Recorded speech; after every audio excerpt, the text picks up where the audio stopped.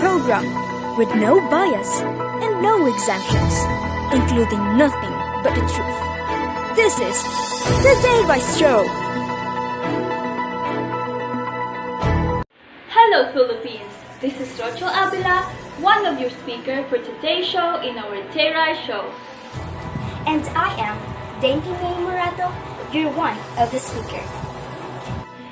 So today we're going to give you guys the informations of their commonalities and differences from our chosen organizations together with my partner Miss Dainty Morato. So these two organizations that we're going to discuss for you today is the General Agreement of Tariffs and Trade and the World Trade Organization. But before that, let us give to you guys of how these two organizations are being connected with each other, or what does GATT and WTO mean? Exactly. These two organizations was part of our world trading economy, wherein the General Agreement of Tariffs and Trade was made on October 13, 1947 that aimed at initiating the international trade by liberalizing policies and also removing tariffs. And it was succeeded with the WTO, or common said as the World Trade Organization, which is a global organization that has encouraged and facilitates the intercountry trade and resolving the trade disputes.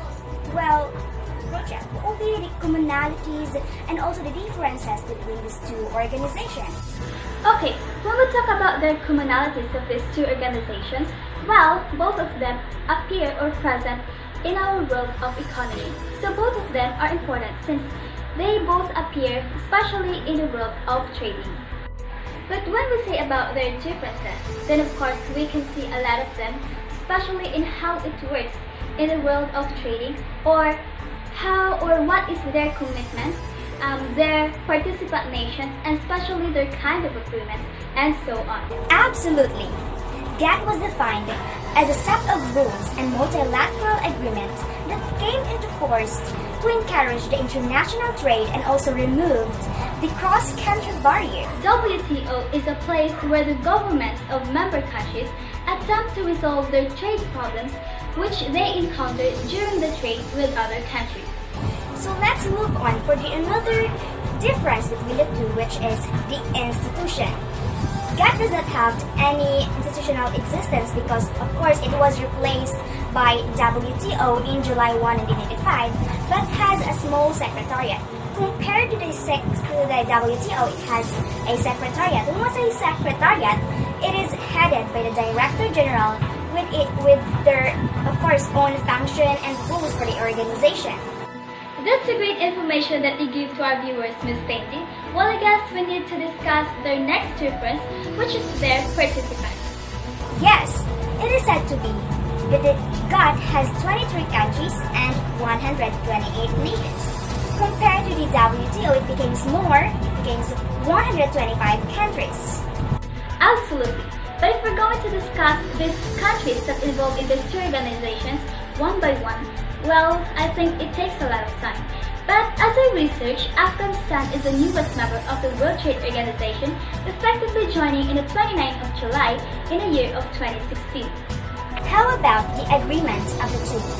Both of them are multilateral agreement, which means a common treaty between two or more nations. It allows the country assigned to be an equal playing field.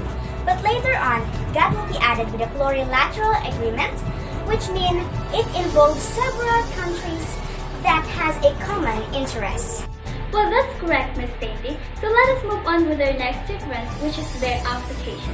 So in general agreements and tariffs and trade, their set of rules is only for trading goods, while in the World Trade Organization, their rules include the services and aspects of intellectual property along with the goods. For the conclusion, the purpose of implementation GATT was to increase cross-country trade in the world, while the World Trade Organization was made open trade in the nations and also solve some barriers for the benefits of all.